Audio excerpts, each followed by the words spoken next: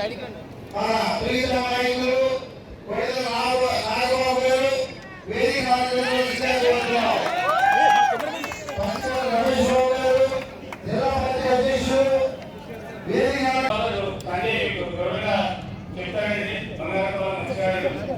రాజకీయాల్లో కూడా సమస్యలు చాలా ఉన్నాయండి.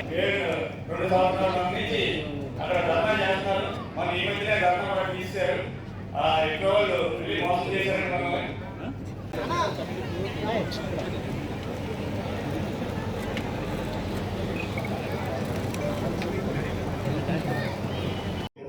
ఏదైనా సరే అతనికి మా జీవితాలు కూడా ఇవ్వడానికి రెడీ ఉన్నాం.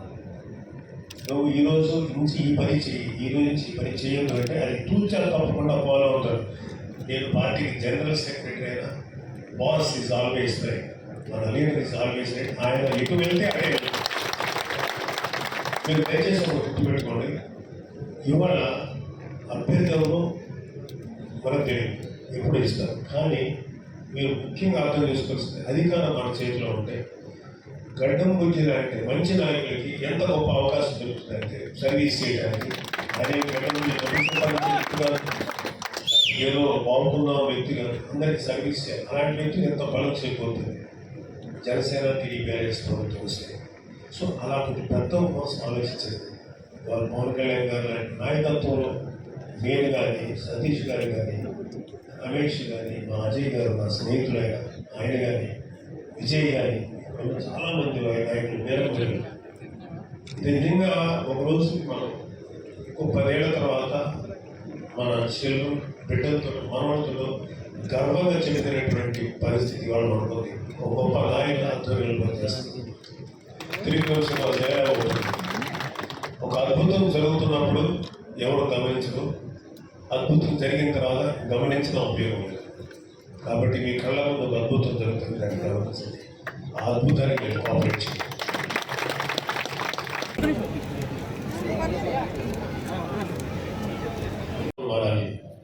మీరు ఓన్లీ పాయకరావుపేట అభ్యర్థులు కార్యకర్తలు కాదు, మీరు జనసేన కార్యకర్తలు.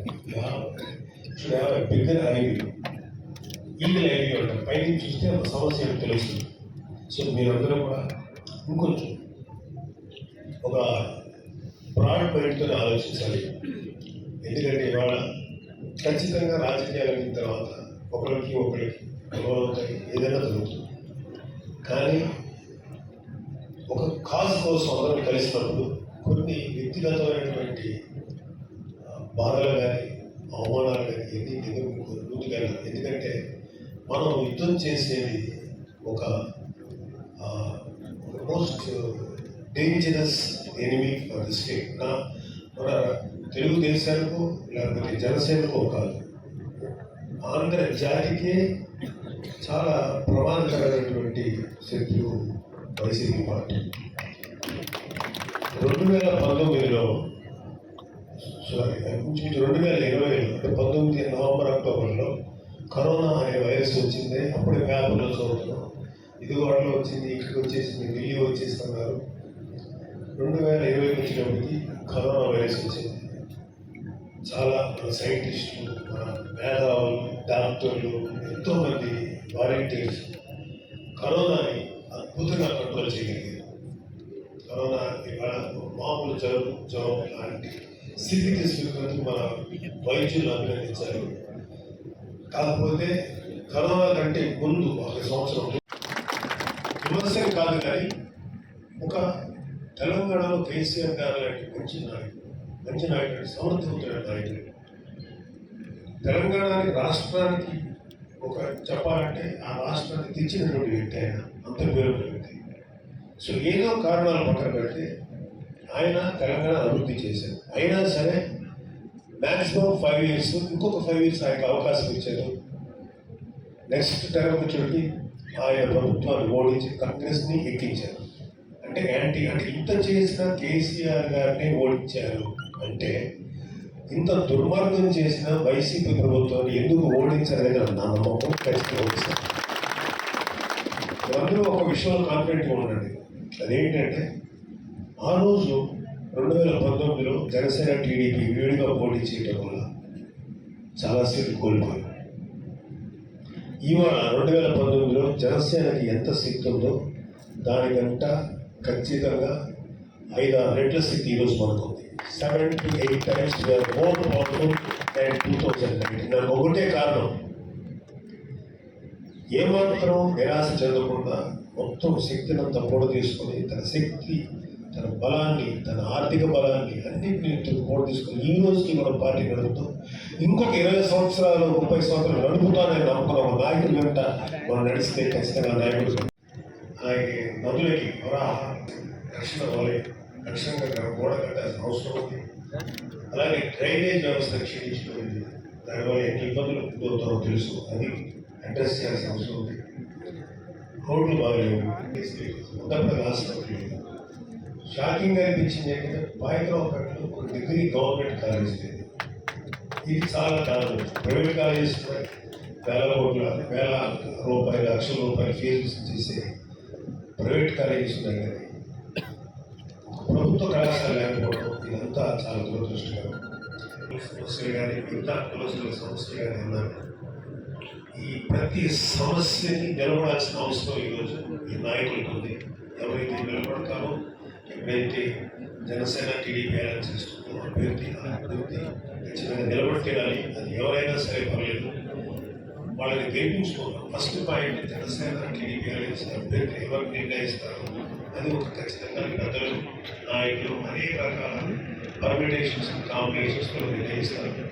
దాన్ని మా అందరం గౌరవించాలి. మీ అందరూ సహకారం కూడా కావాలి. వ్యక్తిగతంగా కొన్ని ఇబ్బందులు మొదలవాలి, ఏదైనా నాకు అవసరం, కానీ ఎవరు చేస్తే వాళ్ళకి నేను సంపూర్ణ సహకరిస్తాను. ఈ ప్రాంతానికి వచ్చిన వ్యక్తిగా నన్ను మాధవ్యాలకు వ్యతిరేకంగా నువ్వు జనసేన జనరల్ సెక్రటరీగా ఉండు అన్నప్పుడు దాన్ని ఒక బాధ్యతగా నేర్చుకున్నాను, కానీ దాన్ని ఒక అధికారంగా నేను పరిగణించలేదు. సో నా ప్రయాణం ఇలా కొనసాగుతుండగా ఒకసారి మనం ఎలక్షన్స్ వస్తున్నాయి కాబట్టి మనందరం కూడా ఒకసారి తిరిగి చైతన్యవంతులు అవడానికి, మీ అందరిలో ఉత్సాహం ఉండడానికి ఇందులో వచ్చాను. చాలా థ్యాంక్స్. అయితే మనకి ముఖ్యమైనటువంటి ప్రత్యర్థి పార్టీ కానీ ఏదైనా ఉందంటే అది వైసీపీ. మనం ఇవాళ పోరాడాల్సింది వైసీపీ. మన వ్యక్తిగతం అంటే నా రిక్వెస్ట్ ఏంటంటే మీరు ఓన్లీ పాయకరావుపేట కాదు, స్టేట్ మొత్తం మీద మీ దృష్టి పెట్టండి. ఎందుకంటే మన చేతిలో ఒక అధికారం అనేది ఉంటేనే మనం ఏదైనా సాధించుకోగలం.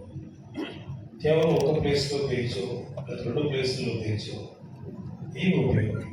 అందువల్లే పవన్ కళ్యాణ్ గారు ఎటువంటి రిస్క్ తీసుకోకుండా ఈసారి ఎట్టి పరిస్థితులను శాసనసభలో జనసేన అభ్యర్థులతో శాసనసభలో గట్టిగా తన గళం వినిపించడానికి ఉద్యుక్తులు అవుతున్నారు.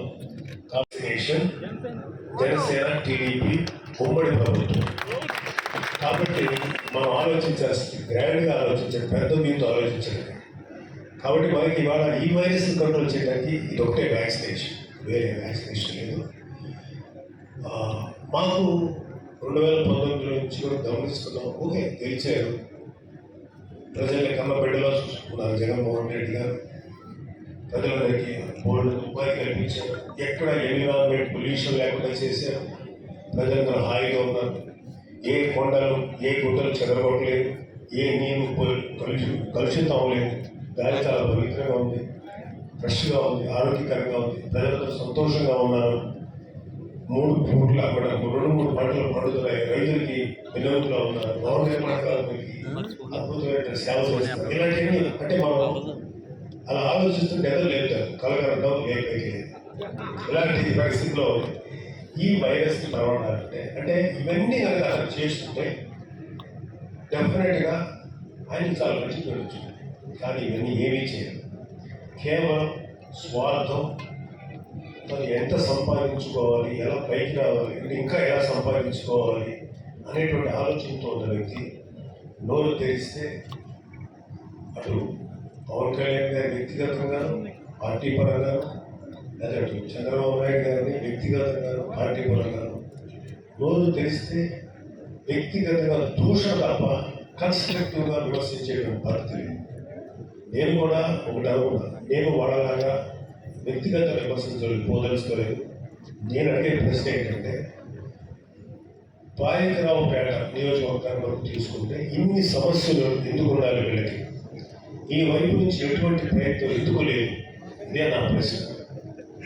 మీరు పవన్ కళ్యాణ్ గారి వ్యక్తిగత జీవితంలో ఇంకొక వ్యక్తిగత జీవితంలో ఈ సొల్లు చెప్పకుండా ప్రజలకి ఎందుకు చేయలేమని ఆన్సర్ చెప్పండి. ఇన్ని సమస్యలు ఎందుకు ఉన్నాయి? మత్స్యకార కుటుంబాలకు ఎందుకు ఇన్ని సమస్యలు ఉన్నాయి? యాదవ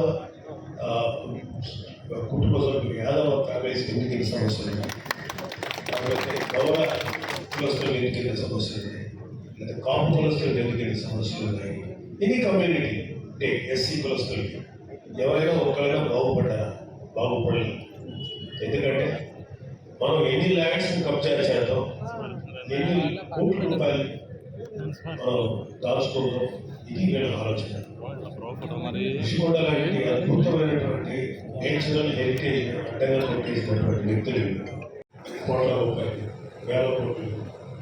మా పవన్ కళ్యాణ్ గారి మా నాయకుడు యాజ్ అన్ యాక్టర్గా మిగతా చాలామంది హీరోలు కదా హాస్పిటల్ మామూలు జీవితంలో ఆయనంతా కూడా ప్రజల యొక్క ఇది ఫైనాన్షియల్ తెలుగు తప్ప డబ్బులు. ఇవాళ మన జనసేనలో చాలామంది కోటీశ్వరులు ఉన్నారు, వాళ్ళ కూడా తెలుగు కూడా మన దగ్గర లేదు.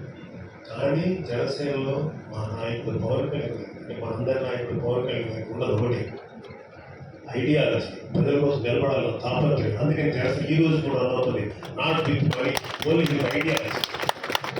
ఒక అద్భుతమైనటువంటి ఆశయంతో నడుపుతున్న పార్టీ.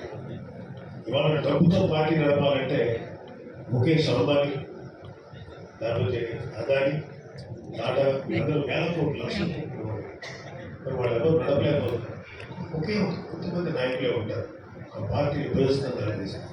ముఖ్యంగా జనసేనకున్న మీరందరూ కూడా గమనించాల్సిన ఒకే ఒక విషయం ఏంటంటే, ఇవాళ జనసేన పార్టీ పెట్టింది తన హయాంలో పెట్టి ఈ రేంజ్లో తీసుకొచ్చింది పవన్ కళ్యాణ్ గారు. మీరు తీసుకొని ఏ పార్టీ అయినా సరే, ఇంట్లో వైసీపీ ఎవరో పెడితే ఆ పార్టీ లాగేసుకున్నటువంటి వ్యక్తులను మిగతా టీడీపీ కానీ ఇక్కడ కానీ మన హయాంలో పెట్టి పవన్ కళ్యాణ్ గారు ఈ జనసేనని ఇప్పుడు దాకా తీసుకెళ్ళడం ఎంత కష్టమైపోయిందంటే, ఒక పార్టీ నడపడం అంటే అంత డిఫికల్ట్. రక్తాన్ని కరిగించాల్సి వస్తుంది, అందరిని కరిగించాల్సి వస్తుంది, మనసుని సంతోషాన్ని సుఖాలన్నింటినీ కలిగించాల్సి వస్తుంది. అంత కష్టపడుతున్న వ్యక్తి